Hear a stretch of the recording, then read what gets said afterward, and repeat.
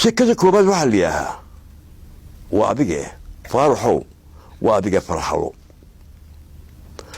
horta arrinta sheekada intaynaan gudagelin dulucdeeda arrin ahaan aan idiin sheega geedkan ummadda af soomaaliga ku hadasha meel kastoo ay joogtaba shaydaanku ku ibtileeyey ee qaadka leeyahay cunaan ayaan idiin sheegaya xaaladihiisa iyo sida ay u kala cunaan berigii hore waxay cuni jireen oo zamankii odayaashii hore ee waxaan bilaabay iyo ibtiladana ay ka bilaabeen fadhi loo yaqaano barjaha oo duhurka la fadhiisto cadceeddu markay gaabatada laga kaco kii waa la iskala baxay maanta waxay maraysaa maanta waagu hadduu beryaba in laga bilaabo ijabane duur haddii la gaadho jilbaha loo laabo barjee cadceeddu hadday labadhana labaliqo biyo raacis siqda dhaxana qarxisku isdaba socdo iyadoo aan taa tix raacayaane waa xeerka aan qorayn ee ay dadka jaadka cunaa ku dhaqmaane subxii haddaad toostaan inuu idinku caafimaad qabo jeebka wax ku haya quraacda yeelkeeda ijabana qabow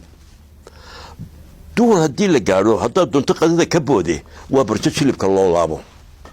cadceeddu hadday labadha casho ma naqaani waa biyo raacis siqda dhexe ninka seexda innaga maaha waa qarxis dadkaasi see waakaanaya markaa nin haddaba noocyada dadka jaadka cuna mid ka mida ah dadka jaadka cunaana waa dhowr nooc qaar waxaa la yidhaha day and night oo habeen iyo maalinba waa leydhka baxo oo kale way cunaan waxayna seexdaan marka lacagtu ka dhammaato dadka waxaa la yidhaha habeen iyo maalin qaarna waxaa la yidhaha habeen noole oo waxay kacaan cadceeddu marka ay sii dhacayso cuntana cashaa bay ka yaqaaninba dabeedna jaad bay u fadhiistaan ilaa cadceeddu soo baxayso qolada kalena waxaa la yidhaha maalin le oo waxay fadhiyaan iyagu barjaha duurka intay fadhiistaan ayay ka kacaan cadceeddu markay dhacayso nin haddaba habeen noole ah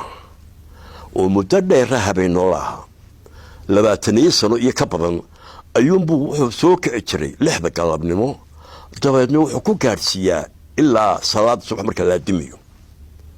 ninka faarax baa loo oran jiray shaqo isaga way kala tageen cuntana cashada qulaab ka yiqiinay dad baa dibadda wax ka soo diri jiray Turkiya xitaa soo qaadashada lacagta yar ee uu bisha cunayo xawaalada muu haleeli jireen nin isagu maalintii soo jeeda ayuu ku qaybiyo soo qaadi jiray isagana wax ogaa ka siin jiray ninkii faarax markuu muddo 20 sano iyo siyaada sida ahaa ayaa waxaa noqotay subax inuu qasab ku soo baxo inuu yahay waliya amrigeeda oo aan looga maarmayn ayaa loo soo gogol fadhiistay oo la doonay maanta la bixiyo la meheriyo wuu ka udur daartay oo dhowr jeer buu loo tagay buu shilidiid hase yeeshee meel uga baxo waay ilantii mehersamayso isagoo jooga oo aan be udur daar weyn la bixinin wakaaladiina waa laga diiday subax buu dabad soo kacay loo balansanaa inta barqada la meheriyo jaadkii markuu kacay waqtigu seexan jiray buu soo baxay uu soo luqluqay magaalada soo baxay oo iftiina dabeedna wuxuu xusuustay inaanu dhowr iyo 20 sanado habeen noole ahaa aanu quraacanin wuxuu qodhay xiraysaa ka hadaba wadiga soo toosay quraaco makhaayad buu galay makhaayadii markuu galay halkii farxal ku tagay muraayadii buu eegay waxa taagan oday bidaar leh oo laba anteeno ay ka taagan yihiin oo imaamad huwan oo garcad oo shaarb cadcad oo maaxribo cadin